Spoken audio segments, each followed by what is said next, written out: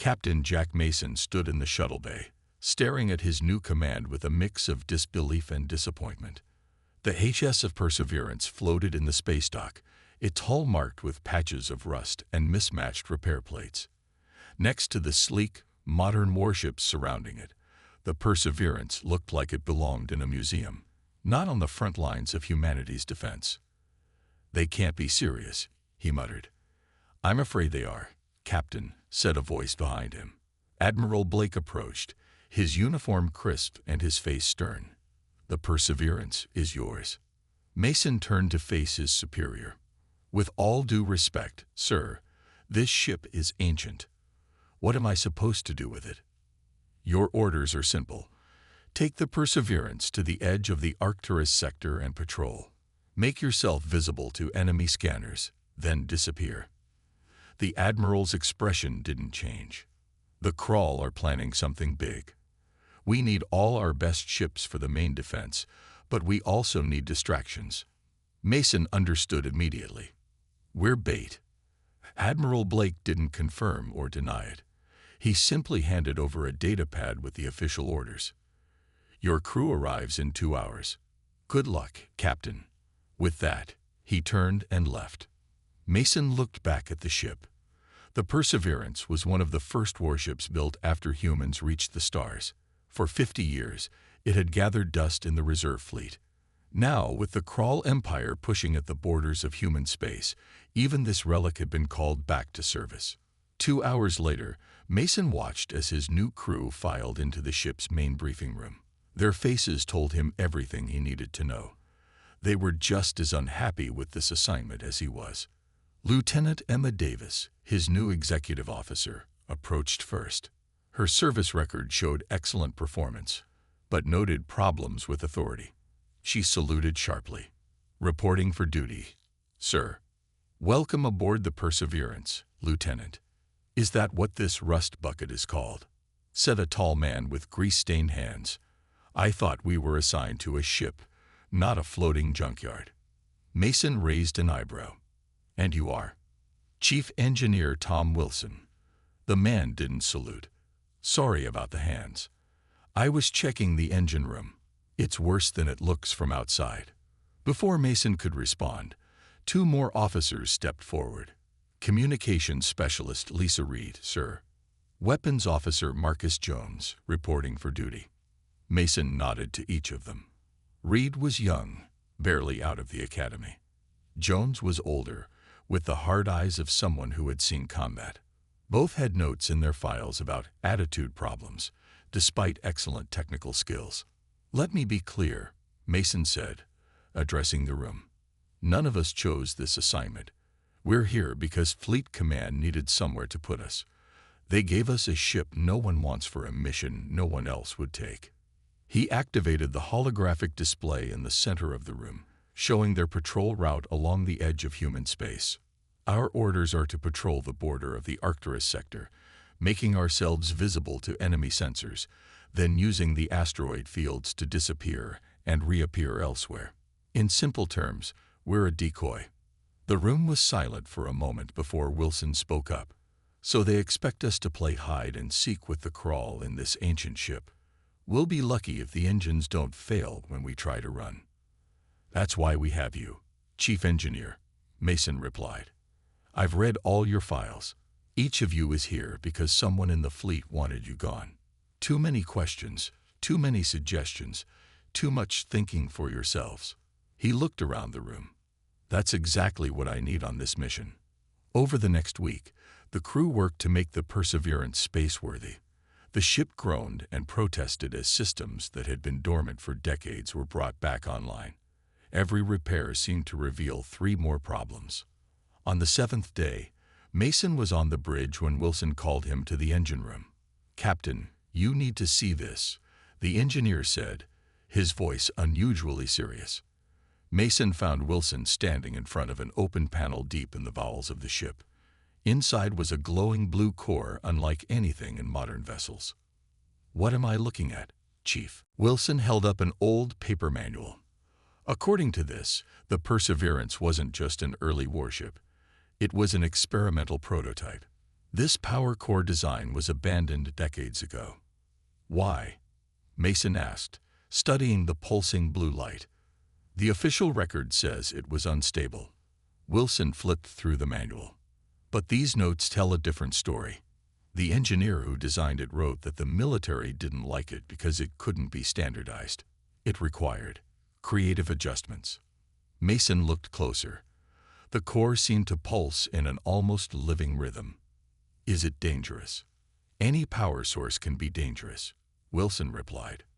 But this has potential I don't think was ever fully explored. The core can adapt to how it's used, learn from the power demands placed on it. His eyes lit up with excitement for the first time since coming aboard. It's like having a heart instead of an engine. Before Mason could ask more questions, Reed's voice came over the ship's comm system. Captain to the bridge. We've received new orders. On the bridge, Reed played the transmission. Admiral Blake's face appeared on the screen. Captain Mason, your departure is moved up. The Crawl have begun probing attacks in your patrol sector. We need you out there immediately. The colony on horizon may be their next target. You are not. I repeat, not to engage the enemy. Your job is to be seen and then escape. That ship cannot stand up to even a single Crawl vessel. The transmission ended, and Mason turned to his bridge crew. Opinions. We're not ready, Davis said bluntly. Half the systems are still being repaired. The weapons barely work, Jones added. We'd be defenseless if we actually encountered the enemy. Mason considered this, then made his decision. We have our orders, but I'm making an addition to our mission. He turned to Wilson. I want to know everything about that experimental core. What it can do, how far we can push it. That wasn't in our orders, sir, Davis pointed out. No, it wasn't, Mason agreed. But if we're going to be bait, I want some teeth this fish can bite with. Make ready to depart in 6 hours. As the crew hurried to prepare the ship, Mason stared out the viewport at the stars. They were being sent out in an overlooked relic to be a distraction at best, a sacrifice at worst. But something about the strange blue core gave him hope. Perhaps being overlooked would turn out to be their greatest advantage. The HS Perseverance limped through space, systems failing one after another. The ship shuddered as the old engines strained to maintain speed. Status report, Captain Mason ordered, gripping his chair as another tremor ran through the bridge. Lieutenant Davis checked her console. Navigation is holding. Life support at 92%. Weapons, she frowned. Weapons are still offline. Sir. Mason nodded. They'd been traveling for 3 days toward the edge of human space. Each day brought new problems as the ancient ship protested its return to active duty. Captain. Communications Specialist Reed called out. I'm picking up a distress signal from Horizon Colony. Mason moved to her station. Put it through. The message was broken and filled with static, but the fear in the voice was clear. Crawl ships attacking. Need immediate assistance. Civilians. How far are we from Horizon? Mason asked. 4 hours at our current speed, Davis replied. Mason considered their options. Their orders were clear. Stay visible but avoid engagement. The Perseverance wasn't meant to fight. It was meant to distract. Sir, Davis lowered her voice. That colony has over 2,000 civilians. If the Crawl are attacking. Mason made his decision. Set course for Horizon, maximum speed. The engines won't like that, Davis warned. Then they can complain to me personally. Mason opened the ship-wide comm. Wilson, I need those engines pushed to their limit. We're responding to a distress call. In the engine room, Chief Engineer Wilson wiped sweat from his brow. You hear that? The captain wants more speed. He addressed his small team of engineers who were already working frantically. Jenkins, reroute power from the unused decks. Phillips, bypassed the safety regulators on the cooling system. As they worked, Wilson kept glancing at the experimental core. Since discovering it, he'd spent every spare moment studying the old manual. What he found fascinated him. The core wasn't just a power source. It was designed to adapt, to learn from how it was used. "Sir," Jenkins called, "if we push the engines any harder, we risk a complete burnout." Wilson looked at the core again, then made a decision. "Help me with this panel. We're going to try something new." 3 hours later, the Perseverance dropped out of faster-than-light travel near Horizon Colony.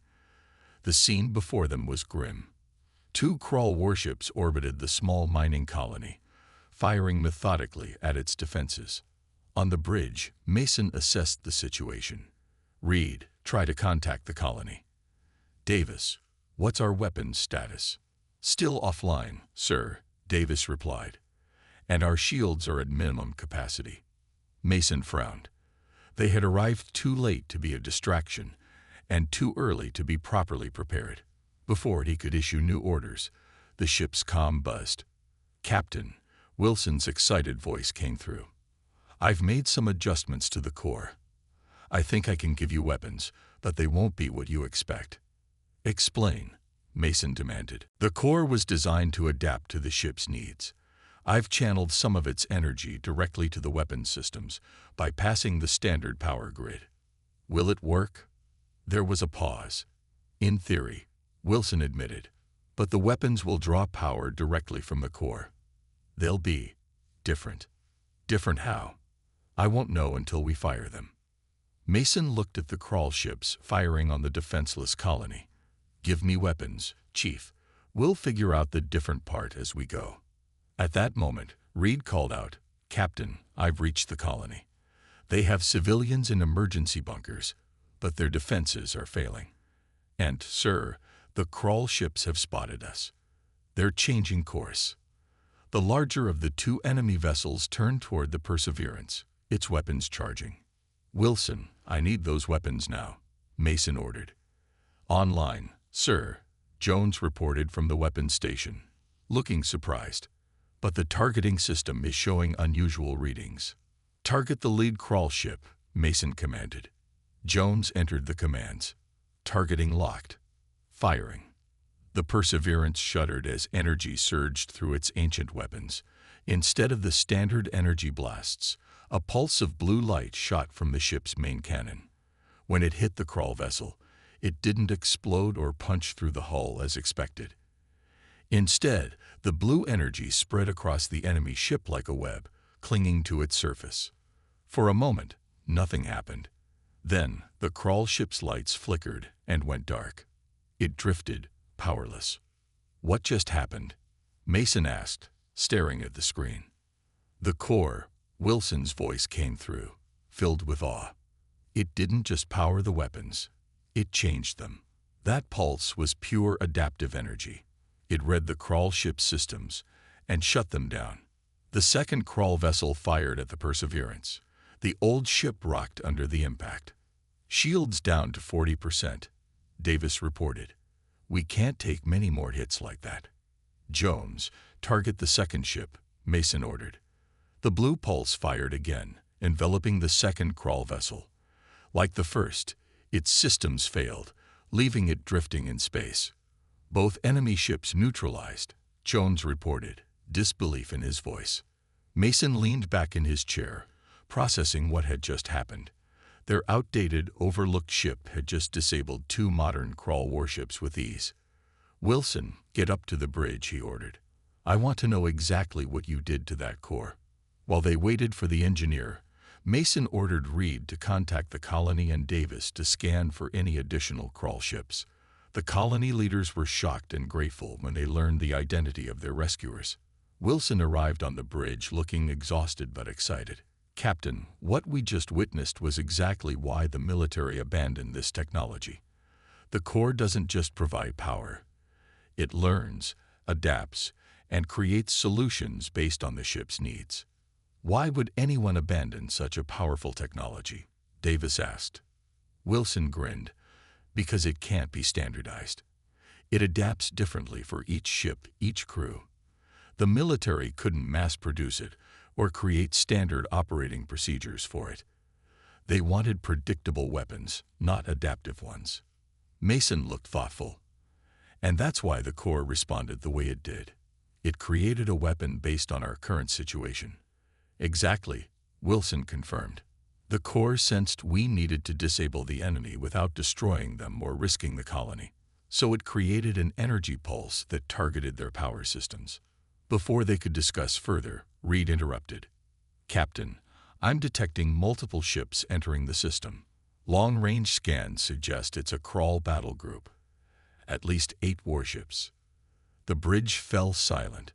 They had managed to disable 2 enemy ships, but 8 was another matter entirely. Mason looked at his crew, seeing the mix of fear and determination on their faces. Against all odds, they had discovered something remarkable in their overlooked ship. Now they would learn if it was enough to save them from the approaching threat. Wilson, Mason said, how much more can we get out of that core? The engineer's eyes lit up. Sir, I think we've only scratched the surface of what the Perseverance can do. 8 crawl warships, Mason repeated, his voice steady despite the odds against them. Time until they reach us. 2 hours, sir, Reed answered, her fingers flying over her console. Mason turned to Wilson. Tell me more about this core. What are its limits? The engineer ran a hand through his hair. That's the thing, Captain. I don't know. The manual suggests the core grows stronger with use. Those 2 ships we disabled, that hardly strained it. Could it handle 8 ships? Davis asked the question everyone was thinking. Wilson hesitated. Maybe, but not all at once. The core needs time to adapt between major energy releases. Mason stood and walked to the main viewport, looking at the disabled crawl ships floating in space. An idea began to form in his mind. The crawl don't know what we did to their ships, he said slowly. From a distance, it would look like they're just waiting. He turned back to his crew. And the crawl don't know what the Perseverance can do. All they see is an old human ship that should be no threat at all. Davis caught on immediately. You want to set a trap. Exactly. Mason moved to the tactical display. Reed, open a channel to the colony. When the colony leader appeared on screen, Mason explained his plan. We need to evacuate as many of your people as possible in the next 2 hours. Send them in small groups to these coordinates. He marked several points in the nearby asteroid field. The colony leader looked uncertain. But the crawl will see us leaving. No, they won't, Mason assured him, because they'll be watching us. After ending the transmission, Mason addressed his crew. Davis, I need you to take a shuttle to coordinate the evacuation. Jones, work with Wilson to maximize our weapons range. Reed, prepare to broadcast a distress signal, but only when I give the word. As the crew moved to carry out his orders, Mason called Wilson aside. I need something else from that core. Can it affect how our ship appears on enemy scanners? Wilson thought for a moment. It should be able to.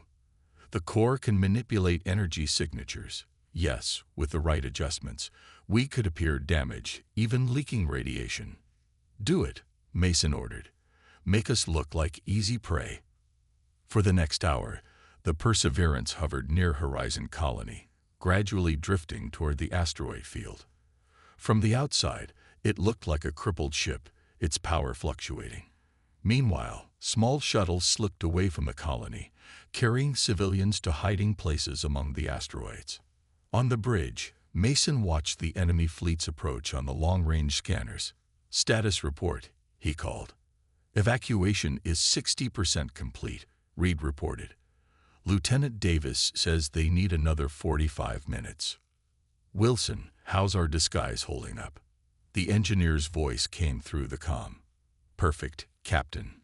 To their scanners, we look like we're barely holding together. I've even managed to fake a radiation leak from our engines. Jones, weapons status. Ready, sir. The core has recharged since our last firing. Mason nodded, satisfied. Now we wait. The crawl fleet dropped out of faster-than-light travel at the edge of the system. 8 sleek, black ships, each bristling with weapons. They moved in a perfect formation, heading straight for Horizon Colony. They've spotted us, Reed announced. They're scanning the Perseverance. Everyone hold steady, Mason ordered. Let them come to us. On the lead crawl ship, Commander Drez observed the human vessel on his view screen. It was an ancient model, clearly damaged, possibly from fighting the 2 scout ships he'd sent ahead. Those scouts should have reported back hours ago. Scan that ship again, he ordered his crew. Something doesn't feel right. Scans show minimal power, fluctuating life support, and a radiation leak from their main engine, his sensor officer reported. They appear to be crippled, Commander. Drez tapped his claw-like fingers on his command chair. And the colony? Minimal life signs. Many seem to have moved to underground shelters. This was too easy. Drez had fought humans before. They were stubborn, resourceful fighters. Send 2 ships to secure the colony. The rest will deal with that vessel. Back on the Perseverance, Mason watched as the crawl fleet split. They're suspicious, he noted. Reed, now. Send the distress call. Reed broadcast on an open frequency. This is HFY Perseverance. We have multiple system failures after engaging crawl forces. Request immediate assistance. Radiation leak in our engine core is critical. Cannot hold position much longer. The message was calculated to sound desperate and to explain their apparent condition. It was also sure to catch the attention of the approaching crawl. 2 ships heading for the colony, Jones reported. The other 6 are coming for us. Mason's jaw tightened. Wilson, can we disable 2 ships at once with the core? Yes, sir. I've modified the weapons to create a wider energy pulse. Good. Jones, target the 2 ships heading for the colony. Fire when ready. The Perseverance's weapons powered up, drawing energy from the experimental core. The blue pulse shot out, splitting into 2 tendrils that wrapped around the crawl ships. Both vessels went dark, drifting off course. On Drez's ship, alarms blared. 2 of our vessels have lost power, his tactical officer shouted. Drez stood, anger flaring. All ships, full attack on the human vessel. Now. The remaining 6 crawl warships accelerated toward the Perseverance, weapons charging. They took the bait, Mason said grimly.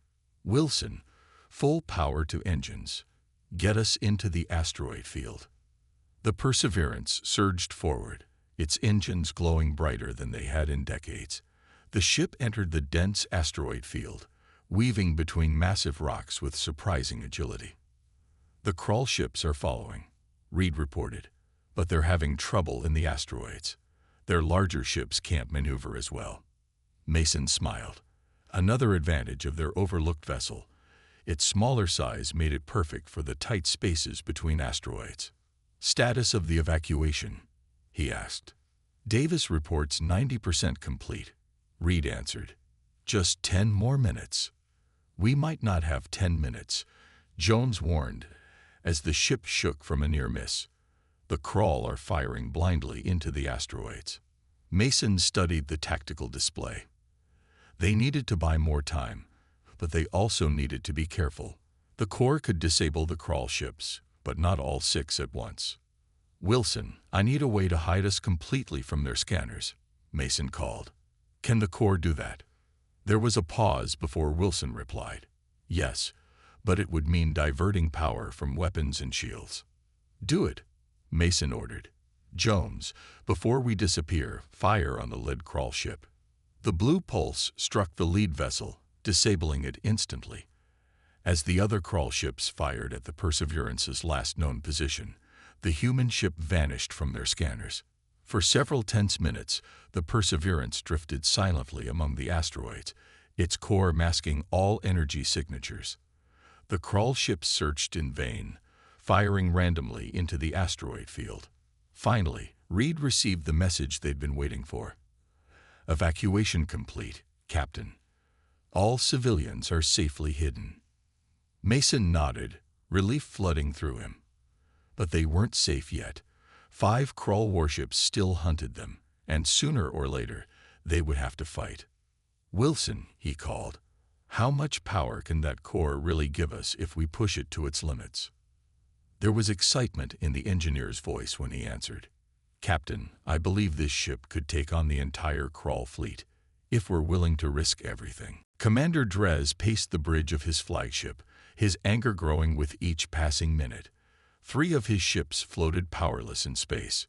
The human vessel had vanished in the asteroid field, and now his sensors were picking up strange energy readings throughout the system. "Report," he barked at his sensor officer. "Still no sign of the human ship, Commander," the officer replied nervously. "But we're detecting small energy signatures moving through the asteroid field." "Escape pods, shuttles," Dres demanded. "Possibly. They're well shielded." Dres slammed his fist on a console. The humans were evacuating the colony right under his nose. This was supposed to be a simple mission. Destroy the colony. Eliminate any human presence in this sector. Instead, he was being outmaneuvered by a single outdated human vessel. "Continue searching for that ship," he ordered, "and send our 2 remaining scouts to hunt down those energy signatures in the asteroids." On the Perseverance, Mason and his crew monitored the Krall's movements from their hiding place deep in the asteroid field. The ship's experimental core hummed quietly, masking their presence from enemy scanners. "They're sending ships after the evacuation shuttles," Reed reported, concern evident in her voice. Mason nodded grimly. "Davis, status." Lieutenant Davis's voice came through the comm system from her position with the evacuees. "We've got everyone hidden in the old mining tunnels, Captain, but our shields won't hold against a direct assault." Mason turned to Wilson. "It's time. Tell me about pushing the core to its limits." The engineer took a deep breath. The core was designed to learn and adapt to the ship's needs. So far, we've only used it for single functions: weapons, shields, or masking our signature. But according to the manual, it can integrate with all ship systems simultaneously. "Creating what, exactly?" Mason asked. "A unified energy field," Wilson explained. "The core would essentially extend itself throughout the ship, enhancing every system beyond normal parameters." "What's the risk?" Wilson hesitated. "Total system failure if the core becomes unstable." And he looked uncomfortable. "The manual mentions a symbiotic connection forming between the ship and its commander." "Meaning what?" Mason pressed. "Meaning you would feel what the ship feels, Captain. Every hit, every surge of power. The strain could be significant." The bridge fell silent as everyone processed this information. Finally, Mason spoke. "How long will it take to set up?" 10 minutes, maybe less," Wilson answered. "But Captain, we don't know what this will do to you." Mason looked at the tactical display showing the Krall ships hunting for the evacuees. "We're out of options, Wilson. Do it." As Wilson rushed back to the engine room, Mason addressed his remaining crew. "Jones, plot a course that will take us past the disabled Krall ships and toward the main fleet. Reed, prepare to broadcast on all frequencies when I give the word." For several tense minutes, the Perseverance remained hidden as Wilson worked. Then, the engineer's voice came through the comm. "Ready, Captain. When you give the word, I'll initialize the core integration." Mason took a deep breath. "Do it." At first, nothing seemed to happen. Then, a vibration ran through the ship, different from anything they had felt before. The lights on the bridge dimmed, then brightened to a clear, steady glow. On every console, displays sharpened and systems reported increased efficiency. Mason gripped his chair as a strange sensation washed over him. It was as if his awareness had expanded to include the entire ship.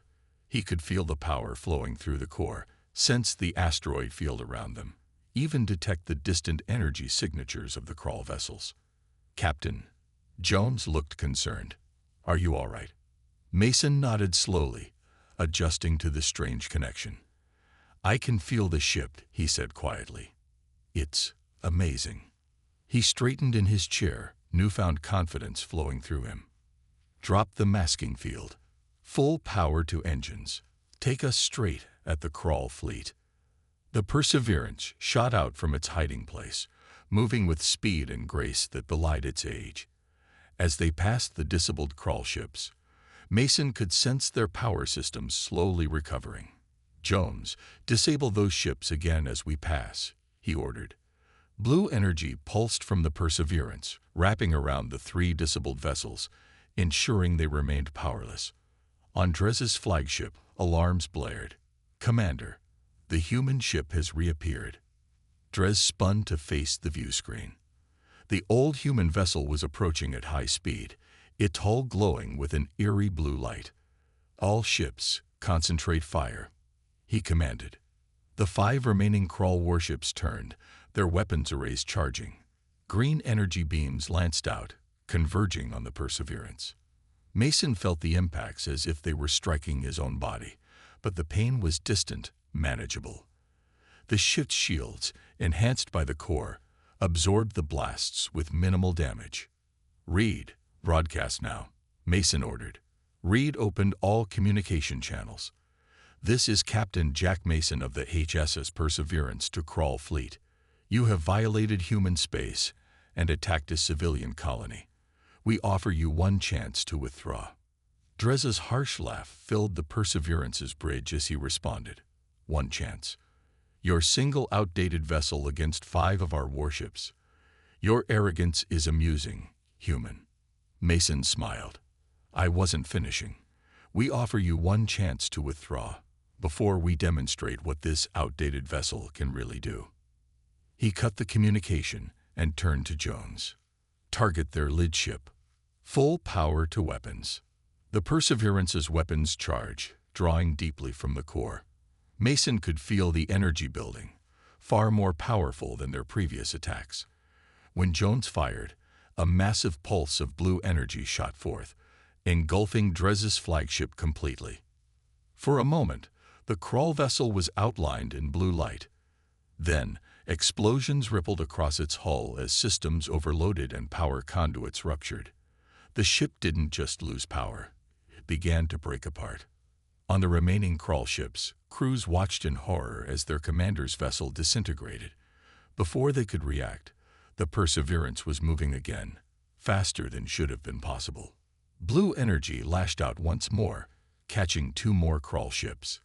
They didn't explode like the flagship, but their systems failed catastrophically, leaving them drifting and defenseless. The final 2 crawl vessels turned to flee, accelerating away from the Perseverance. "Should we pursue, Captain?" Jones asked. Mason considered for a moment, then shook his head.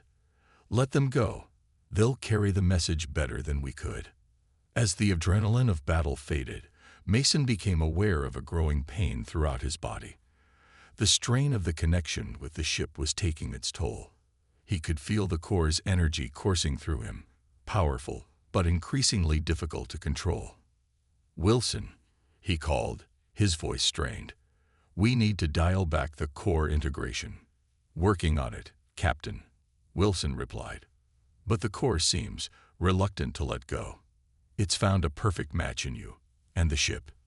Mason gripped his chair tighter as another wave of pain washed over him. Through his connection to the ship, he sensed something new. Human vessels dropping out of faster-than-light travel at the edge of the system. Reinforcements had finally arrived. As darkness began to creep into the edges of his vision, Mason gave one final order. "Reed, contact the fleet. Tell them, mission accomplished." Then Captain Jack Mason slumped in his chair as the blue glow that had suffused the Perseverance slowly faded to a gentle pulse, the experimental core finally releasing its hold on both ship and captain. Captain Jack Mason opened his eyes slowly, blinking against the bright lights of the medical bay. His body felt heavy, as if he had been asleep for days. As his vision cleared, he saw Admiral Blake standing at the foot of his bed, watching him with an expression Mason couldn't quite read. "Welcome back, Captain," the Admiral said. "You've been unconscious for 3 days." Mason tried to sit up, but found he lacked the strength. The Perseverance. "My crew." "Your crew is fine," Blake assured him. "As for your ship," he paused. "It's been the talk of the entire fleet." Memories flooded back. The experimental core, the connection he had felt with the ship, the battle against the crawl fleet. Mason could still sense a faint echo of that connection, like a phantom limb. How bad was it? Mason asked. The Perseverance is intact, though your engineer has been working non-stop to stabilize that core of yours.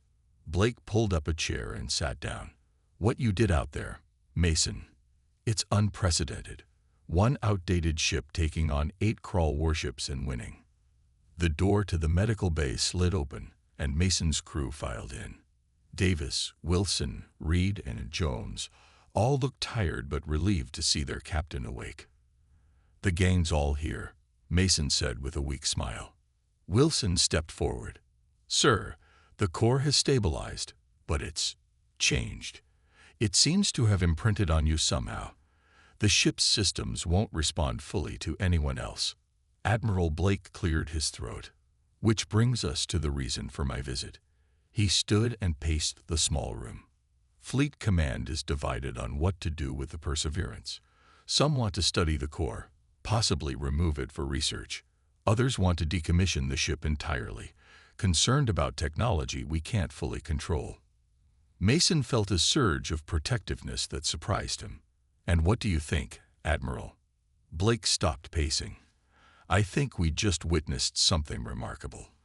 A ship that was overlooked, a crew that was cast aside, and a captain who found a way to use both to achieve the impossible. He looked at each member of the crew. The crawl had been pushing at our borders for years. Now, for the first time, they're pulling back. The 2 ships that escaped your battle have spread the word. The crawl empire is in disarray, different factions arguing over how to respond to this new threat. New threat? Reed asked. The legend of the ghost ship, Blake explained. A human vessel that can disable or destroy an entire fleet with weapons unlike anything seen before. The story has grown with each telling. Mason looked at his crew, pride filling him. So what happens now, Admiral? That's what I came to discuss. Blake pulled out a datapad. I'm offering you and your crew a choice. You can return to regular fleet duty, with promotions all around, of course. Or, he hesitated, you can continue as you are, with a special designation outside the normal chain of command. You want us to be your secret weapon, Davis said bluntly. Blake nodded. The Perseverance has proven itself, and so have all of you. We need ships and crews that can think outside standard protocols. Wilson laughed. Isn't that exactly why you sent us away in the first place? Because we didn't follow standard protocols. Sometimes the military needs a reminder of what we're fighting for, Blake admitted. Your success has sparked a review of other technologies that were abandoned for being too unconventional. Mason thought about the connection he had felt with the Perseverance, the way the ship had responded to his will, becoming more than the sum of its parts. It was something personal, something that couldn't be mass-produced or standardized. If we accept this special designation, he asked, will my crew stay together? Will we keep the Perseverance? Yes to both, Blake confirmed, with some upgrades to the ship's basic systems, of course. That core of yours deserves a better housing than a rusting hull. Mason looked at his crew. It's your decision too. We faced those odds together. One by one, they nodded. Davis spoke for all of them. The Perseverance is our home now, sir. And this crew is our family. A month later, the newly refitted ASS Perseverance prepared to leave space dock. Its hull had been reinforced, its basic systems upgraded, but its heart, the experimental core, remained unchanged. From the outside, the ship still looked older than the vessels surrounding it, but there was a subtle difference in how it moved, a grace and power that belied its appearance. On the bridge, Captain Mason settled into his command chair. His recovery had been slow, the doctors unable to fully explain how his connection with the ship had affected his physiology. But as the Perseverance powered up, he felt that familiar resonance, the core recognizing its partner. All systems ready, Captain, Davis reported from her station. Engineering reports the core is stable and responsive, Wilson added over the comm. Mason nodded. Reed, signal the fleet. The Perseverance is departing. As the ship moved away from the station, Admiral Blake's voice came through the comm. Good hunting. Perseverance. Remember, you're not just a ship anymore. You're a legend. Mason smiled. Acknowledged, Admiral. We'll try to live up to the stories. When the communication ended, Jones turned from his station. Orders, sir. Mason looked at the starfield on the main view screen. Somewhere out there, the Crawl were regrouping, and other threats lurked in the darkness between stars. But for the first time in years, humanity had a new hope, a ship and crew that had been overlooked, underestimated, and cast aside, only to return and change the course of a war. Take us out, Mr. Jones, Mason said. There's a whole universe waiting for the ship everyone overlooked. The Perseverance's engines glowed blue as the experimental core powered up, sending the ship streaking into the darkness. No longer a relic, but a harbinger of humanity's resilience and ingenuity. The ship that had been overlooked had become the ship that couldn't be forgotten, its legend growing with each passing day. In the command center of the Crawl homeworld, reports continued to arrive of border outposts going silent, only to reactivate days later with crews telling wild tales of a ghost ship that appeared from nowhere, immune to their weapons. The High Command dismissed these stories as exaggerations born of fear and failure. But in the quiet hours, even they wondered about the truth behind the legend of the human vessel that had obliterated an Armada and disappeared back into the stars. They had overlooked humanity's potential once. It was not a mistake the Crawl Empire would make again.